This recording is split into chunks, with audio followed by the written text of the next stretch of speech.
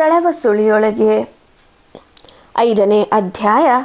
ಕತೆಗೆ ಹೋಗೋಕ್ಕಿಂತ ಮುಂಚೆ ನಿಮ್ಮಲ್ಲಿ ನನ್ನದೊಂದು ಸಣ್ಣ ರಿಕ್ವೆಸ್ಟ್. ನೀವಿನ್ನು ನಮ್ಮ ಚಾನಲ್ಗೆ ಸಬ್ಸ್ಕ್ರೈಬ್ ಆಗಿಲ್ಲ ಅಂದರೆ ಆದಷ್ಟು ಬೇಗ ಲೈಕ್ ಮಾಡಿ, ಶೇರ್ ಮಾಡಿ ಮತ್ತು ಸಬ್ಸ್ಕ್ರೈಬ್ ಮಾಡಿ.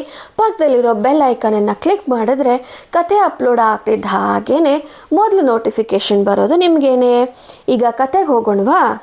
ಉಷಾಳನ್ನು ಭೇಟಿಯಾಗಲು ಹೊರಡುವಾಗ ಅನಾಯಾಳ ಬಳಿ ಒಂದು ಪೈಸೆಯೂ ಇಲ್ಲದೆ ಹೇಗೆ ಹೋಗುವುದು ಎಂದು ಯೋಚಿಸುತ್ತಾ ಕಂಗಾಲಾಗಿರುವಾಗ ಎಲ್ಲಿಂದಲೋ ಒಂದು 100 ರೂಪಾಯಿಯ ನೋಟು ಹಾರಿ ಅನಾಯಾಳ ಬಳಿ ಬಿತ್ತು. ಅನಾಯ ನೋಟನ್ನು ನೋಡಿ ಎತ್ತಿಕೊಂಡು ಸುತ್ತಲೂ ಕಣ್ಣು ಹಾಯಿಸಿದಾಗ ಯಾರೂ ಕಾಣಲಿಲ್ಲ. ಆಗ ಸಮಾಧಾನದ ನಿಟ್ಟುಸಿರು ಬಿಟ್ಟು ತನ್ನ ಪರ್ಸ್ಗೆ ನೋಟನ್ನು ಸೇರಿಸಿಕೊಂಡು ಬಸ್ಗಾಗಿ ಕಾಯುತ್ತಾ ನಿಂತಳು.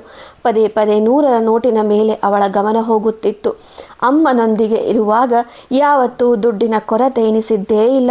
ತಾನು ಕೇಳುವ ಮೊದಲೇ ರಾಶಿಕಾ ಅನಾಯಾಳಿಗೆ ಇಷ್ಟು ಅಂತ ದುಡ್ಡು ಕೊಡುತ್ತಿದ್ದಳು. ಈಗ ತನ್ನ ಪರಿಸ್ಥಿತಿ ನೋಡಿ ಬಹಳವೇ ಮನಸ್ಸು ಮುದುಡಿತು. ಆದರೂ ಬಗ್ಗದ ಕೊಬ್ಬು. ಉಷಾ ಹೇಳಿದ ಜಾಗಕ್ಕೆ ಹೊರಡಲು ಬೇಕಿದ್ದ ಬಸ್ ಬರುತ್ತಲೇ ಹತ್ತಿ ಕುಳಿತಳು ಅನಾಯ.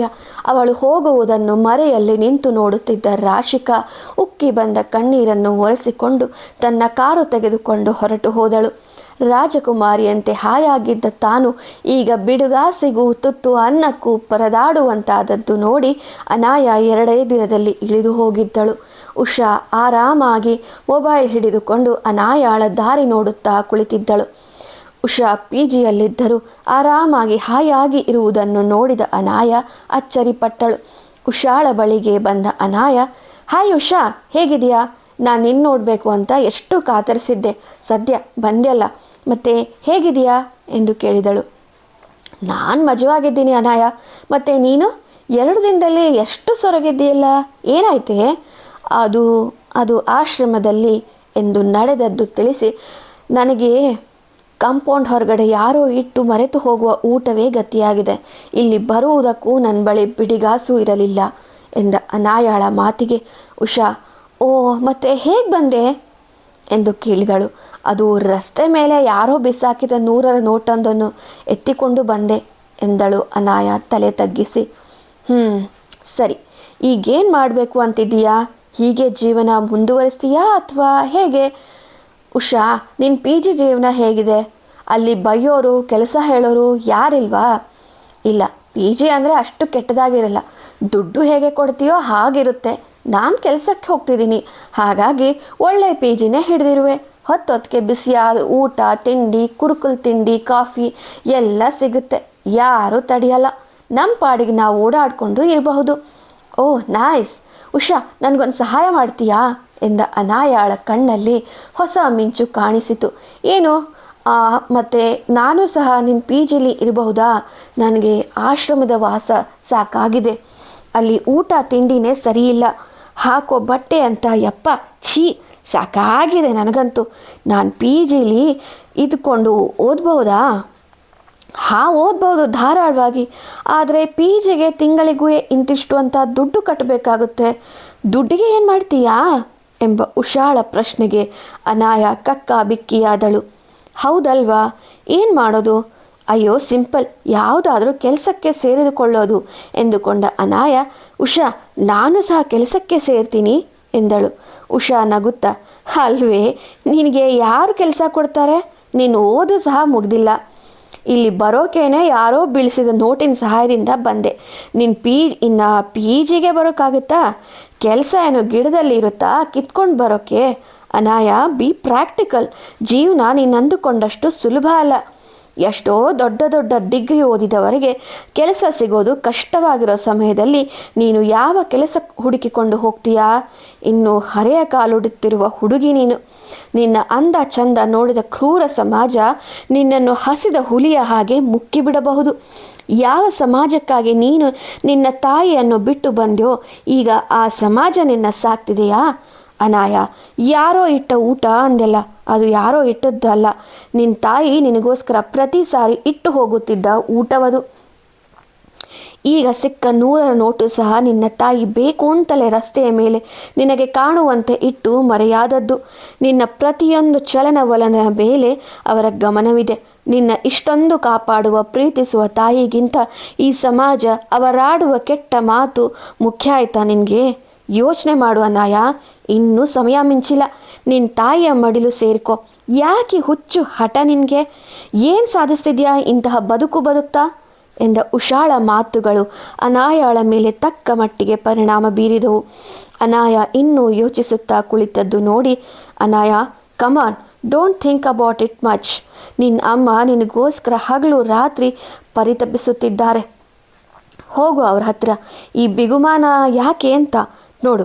ಅವರ ನೋವು ಏನಿದೆನೋ ಪಾಪ ನಿನ್ನ ಮುಂದೆ ಹೇಳಿಕೊಳ್ಳಲು ಆಗದೆ ಇರೋ ಸತ್ಯ ಮರೆಮಾಚುತ್ತಿದ್ದಾರೆ.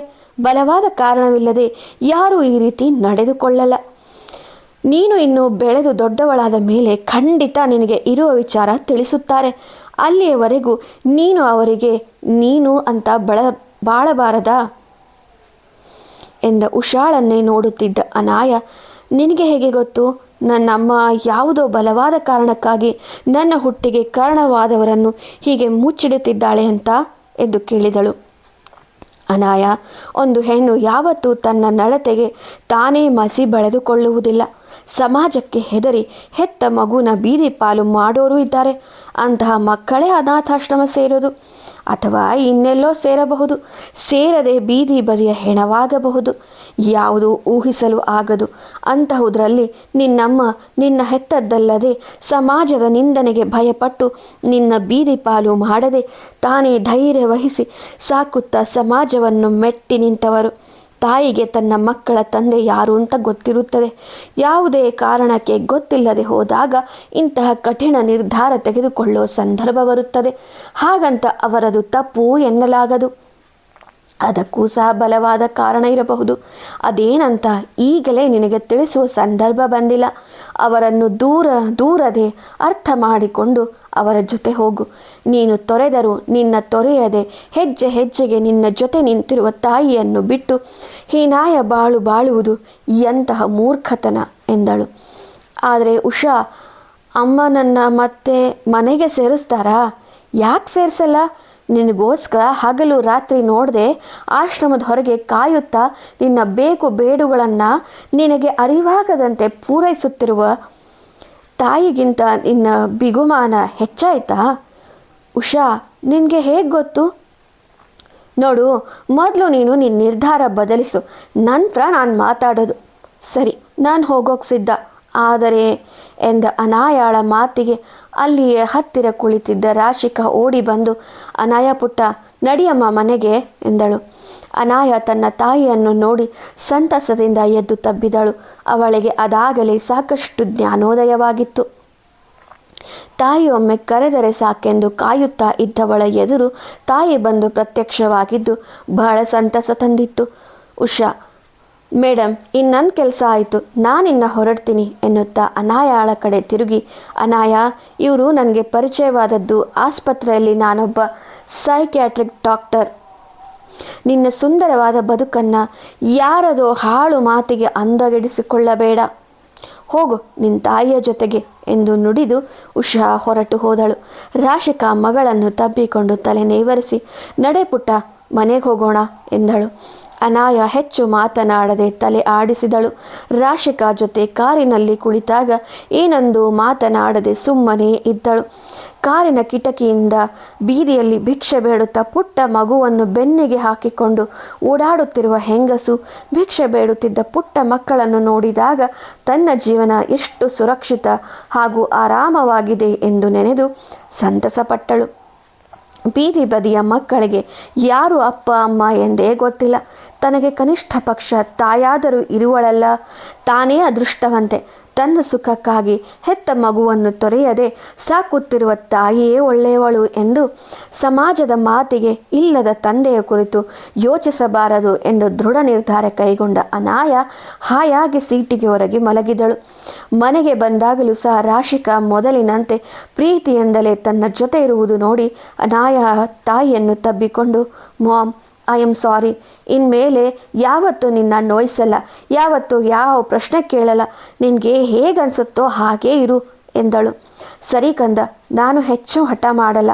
ನಿನ್ನ ತಂದೆ ಯಾರು ಅಂತ ನನಗೆ ಗೊತ್ತಿಲ್ಲ, ಹಾಗಂತ ನಾನು ನಡತೆಗೆಟ್ಟವಳಲ್ಲ. ಯಾವುದೋ ಅಚಾತುರ್ಯಕ್ಕೆ ಮತ್ತು ಷಡ್ಯಂತ್ರಕ್ಕೆ ಬಲಿಯಾಗಿ ನಾನು ಗರ್ಭಿಣಿಯಾದೆ. ನಿನ್ನ ಬಿಟ್ಟು ಬಿಡಲು ಅಥವಾ ಹೊಟ್ಟೆಯಲ್ಲಿ ಸಾಯಿಸಲು ಮನಸ್ಸು ಬಾರದೆ ನಿನ್ನ ಹೆತ್ತು ಸಾಕುತ್ತಿರುವೆ. ನನಗೆ ಅಪ್ಪ ಅಮ್ಮ ಇದ್ದಾರೆ, ಅವರು ನಿನ್ನ ಒಪ್ಕೊಳ್ಳೋಕ್ಕೆ ಸಿದ್ಧರಾಗಲಿಲ್ಲ. ನಿನ್ನ ಬಿಟ್ಟು ಬಂದರೆ ಈಗಲೂ ಅವರು ನನ್ನ ಒಪ್ಕೋತಾರೆ. ಆದರೆ ನನಗೆ ನೀನು ಸಹ ಅಷ್ಟೇ ಮುಖ್ಯ ಅನಾಯ. ನೀನು ನನ್ನ ಕುಡಿ, ನನ್ನ ಮಗು, ನಿನ್ನ ಬಿಡಲ್ಲ. ಹಾಗಂತ ನೀನು ನನ್ನವರನ್ನು ಹುಡುಕಿ ಹೋಗಿ ಮತ್ತೆ ದೊಡ್ಡ ರಗಳೆ ಮಾಡಬೇಡಮ್ಮ. ಅಮ್ಮನ ಮಾತು ಕೇಳ್ತೀಯ ಅಲ್ವಾ ಎಂದಳು. ಹ್ಞೂ ಮಾಮ್, ನಾನು ಯಾವತ್ತೂ ನಿನಗೆ ನೋವಾಗದ ರೀತಿ ಇರ್ತೀನಿ ಎಂದಳು. ಅಂದಿನಿಂದ ಅನಾಯ ರಾಶಿಕಾ ತಾಯಿ ಮಗಳಿಗಿಂತ ಹೆಚ್ಚಾಗಿ ಸ್ನೇಹಿತೆಯರಾದರು. ಅನಾಯ ಮಾತ್ರ ಮನದಲ್ಲೇ ತನ್ನ ತಾಯಿ ತನಗಾಗಿ ಕಳೆದುಕೊಂಡ ಅಷ್ಟು ಸುಖವನ್ನು ಮರಳಿ ಕೊಡಬೇಕು ಎಂದು ನಿರ್ಧರಿಸಿದಳು. ಆದರೆ ಯಾವುದಕ್ಕೂ ಆತುರ ಪಡದೆ ನಿಧಾನವಾಗಿ ಮುನ್ನಡೆಯಬೇಕು. ಅದಕ್ಕೂ ಮೊದಲು ತನ್ನ ಓದು ಜೀವನ ಒಂದು ಹಂತಕ್ಕೆ ಬರಬೇಕು ಎಂದುಕೊಂಡಳು. ಎಲ್ಲ ನೆನೆಯುತ್ತಾ ಕುಳಿತಿದ್ದ ಅನಾಯಾಳ ಬಳಿಗೆ ಬಂದ ರಾಶಿಕಾ, ಏನೇ ಯೋಚನೆ ಮಾಡ್ತಿದ್ಯಾ? ನಡಿ, ಎದ್ದೇಳು, ಕೈ ಕಾಲು ತೊಳೆದು ಬಾ. ಆಫೀಸ್ನಿಂದ ಬಂದಾಗಿಂದ ಹಾಗೆ ಕುಳಿತಿದ್ದೀಯ. ಇವತ್ತು ಮತ್ತೆ ಕಿತ್ತಾಟ ಆಯ್ತಾ ನಿನ್ನ ಬಾಯ್ ಫ್ರೆಂಡ್ ಕಮ್ ಬಾಸ್ ಜೊತೆ ಎನ್ನುತ್ತಾ ಕಚಗುಳಿ ಇಟ್ಟಳು. Mom, stop it. ಅವನೊಬ್ಬ ದೊಡ್ಡ ಲೂಸ್. ಇನ್ಮೇಲೆ ಅವನದು ನಂದು ಬ್ರೇಕಪ್ ಅಷ್ಟೇ ಎಂದಳು. ಈ ಥರ ಎಷ್ಟನೇ ಸರಿ ಹೇಳ್ತಿದ್ದೀಯಾ ಅಂತ ಎಣಿಸಿ ಬರೆದಿಟ್ಟುಕೊಂಡಿದ್ದೀನಿ. ಎಣಿಸಿ ಹೇಳಲ್ಲ? Mom, no ways. This time I am really serious. Breakup breakup breakup. Patchup patchup patchup ಎಂದು ಧ್ವನಿ ಬಂದತ್ತ ರಾಶಿಕಾ ಅನಾಯ ಇಬ್ಬರು ತಿರುಗಿ ನೋಡಿದರು. ಬಂದವರು ಯಾರು? ನಿರೀಕ್ಷಿಸಿ ಮುಂದಿನ ಸಂಚಿಕೆಯಲ್ಲಿ.